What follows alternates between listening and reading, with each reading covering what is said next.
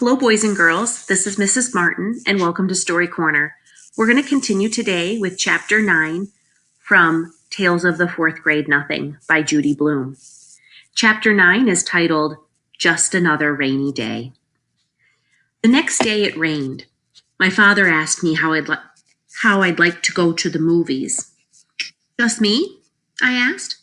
No, all three of us, he said. Fudge is very young to go, I said. Don't you think so? Maybe, but I can't think of anything else to do with him, and that will take up a few hours. You could give him some socks, I suggested. You know how he loves to play with your socks. Socks won't last the whole afternoon, my father said. That's why I thought of the movies. What'll we see, Dad? My father checked his New York magazine. A Bear's Life is playing in the neighborhood. How does that sound? What's it about? I asked. A Bear's Life, I guess, my father said. It's rated G. I was thinking of a good Western with lots of action, or else a picture rated R where you can't get in if you're under 17 unless you're with your parents. But my father had made up his mind. A Bear's Life it was. I suggested that my father get Fudge cleaned up, because by then he was looking kind of messy. I don't think my father even put him into his pajamas last night. He's been wearing the same polo shirt ever since my mother left yesterday morning. By 1 o'clock, we were ready to go. All three of us wore our raincoats and rubbers, and my father took his big black umbrella. One thing about New York, it's hard to get a cab when it's raining. But the movie theater wasn't very far away. My father said the walk would do us all good. There were a lot of puddles. It was really pouring. I like to walk in the rain, especially if it isn't too cold out. It feels nice when it wets your face. I jumped over the puddles. My father avoided them too, but not Fudge. He jumped right into every one and splashed around like a little duck. By the time we got to the movie theater, the bottom of his pants were soaked. My father took him into the men's room. He stuffed a bunch of paper towels up each pant leg so Fudge wouldn't have to sit around wet. At first, Fudge complained, but when my father bought him a big box of popcorn, he forgot about his stuffed pants. Right after we got settled in our seats, a big boy sat down in front of Fudge, so he had to change seats with my father. Now he was on the aisle. I was in the middle, and my father was on my other side. When the lights dimmed, Fudge said, "Oh, dark." I told him, "Be quiet. You can't talk in the movies."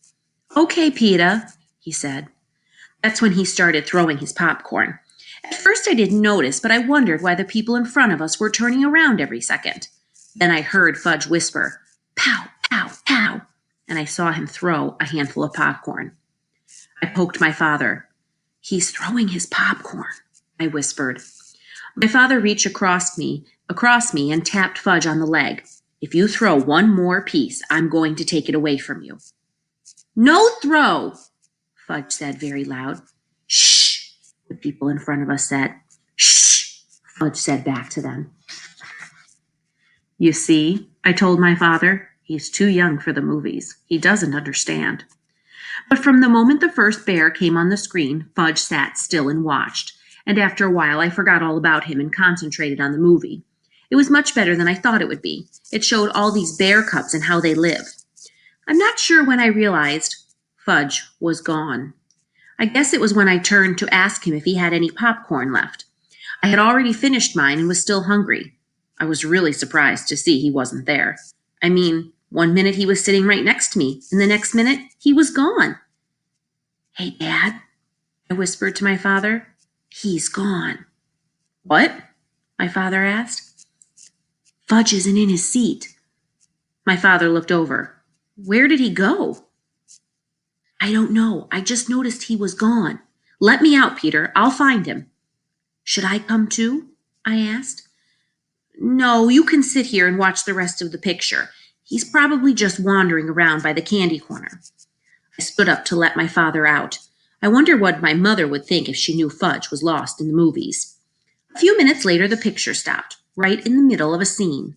The soundtrack trailed off like a broken record. All the lights came on. The audience let out a groan. Some kids called, "Boo, boo." Then my father and 2 ushers and a man in a suit came over to me. "He was sitting right here," my father told them, pointing to the empty seat on the aisle. "Well," the man said in the suit, We've checked the restrooms and the office. He's not behind the candy counter. We'll have to search the theater."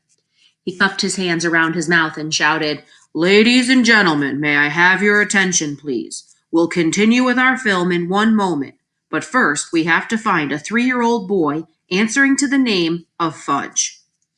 Some people laughed when the man said his name. I guess Fudge does sound funny if you're not used to it.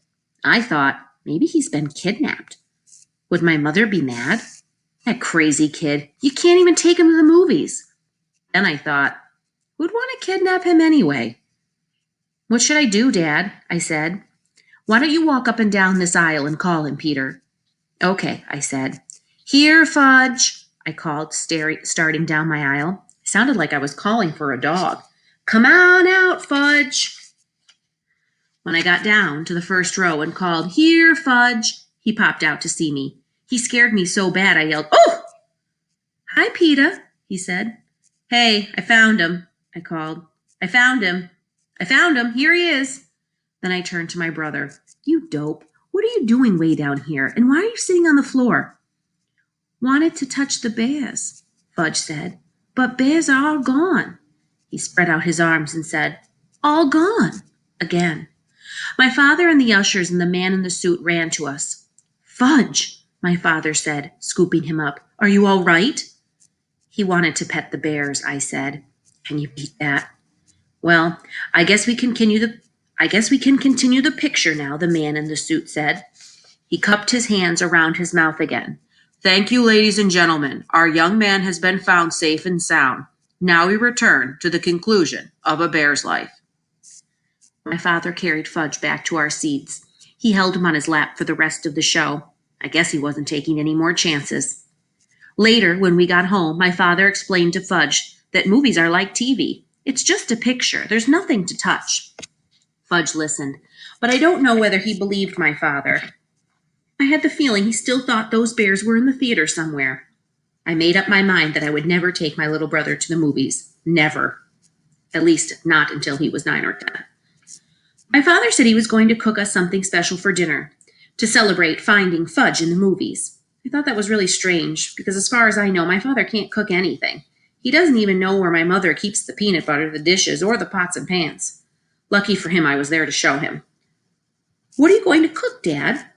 "A super-duper omelet," he said. "Omelet? I'm not sure me and Fudge like omelets." "You'll like this one," my father said, humming as he gathered his ingredients together. "Get me a big frying pan, Peter." "Okay," I said. I gave it to him. He melted some butter in it. "What's going in the super-duper omelet?" I asked while Fudge sat on the floor banging 2 pot covers together. "Well, the eggs, of course," my father said. "Omelets are made of eggs." "And what else?" I asked. "Oh, I think I'll make a mushroom omelet." "Eggs and mushrooms?" I said. "Yes, you'll love it." "I'm not so sure." "You'll see, Peter," my father said. I set up the table while my father cooked. I even put Fudge in his booster chair.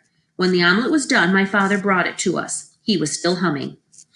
"That's some big omelet," I said when I saw it. It filled up the whole frying pan. "How many eggs did you use?" "About a dozen," my father said. "Mom only cooks 1 at a time," I told him. "When you taste this, you'll know why I used them all up." "You mean it tastes good?" I asked. "Go on," my father said as he served me. "Taste it." I took a bite. It was awful. The worst thing I ever ate in my whole life. But my father was standing there grinning at me. I didn't want to hurt his feelings. "Well?" he said. "It's nice," I told him, swallowing a chunk whole. I washed it down with a glass of milk. "You see, your mother ought to experiment more. Then you'd learn to eat a lot of different things." "I don't think Mom ever made me a mushroom omelet," I said. My father put some on Fudge's plate. Then he served himself. Fudge shoved a lot into his mouth at once. I waited, figuring he'd choke on it. Instead, he said, "Ooh, good." My father beamed. Fudge wasn't smart enough to fool my father, so he must really have liked it. But a kid that can eat flowers and swallow teeth wouldn't know much about omelets anyway. Then my father sat down and tasted his super-duper concoction. He not only choked on it, he spit it out. "Oh no," he said. This is awful. Something went wrong.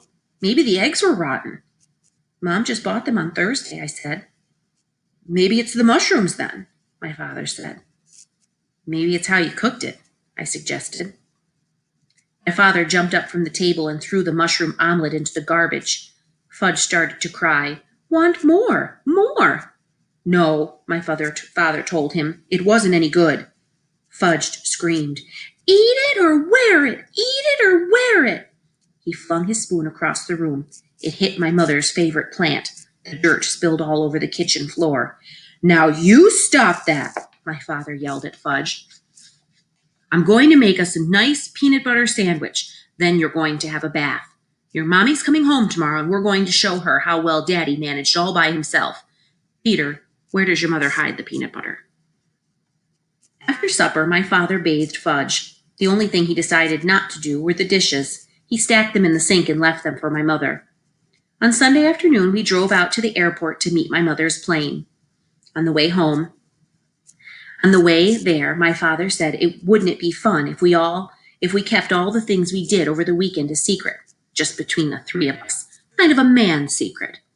I agreed not to say a word, and my mother was so glad to see us, she didn't even mention the dirty dishes in the sink.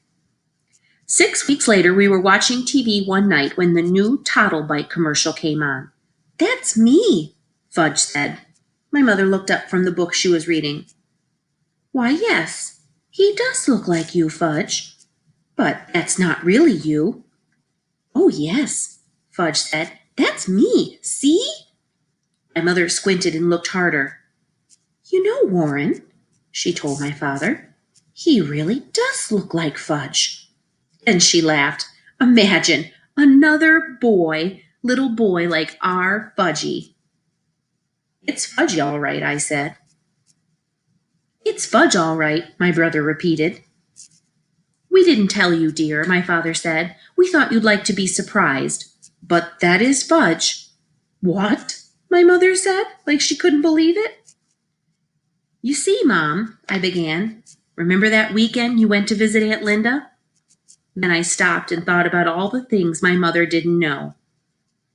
Like the puddles Fudge splashed in, and the paper towels up his pants, and how he wanted to touch the bears, and the mushroom omelet, and Mr. Vincent and his big cigar, and Janet and her goldfish crackers. And I looked at my dad, and I started to laugh. So did he. And that concludes Chapter 9, titled Just Another Rainy Day. Well, boys and girls, we only have one more chapter to go. And next week, we will be sharing the final chapter of Tales of the Fourth Grade Nothing, titled Dribble. Until next time, be well, be safe, and we'll talk soon.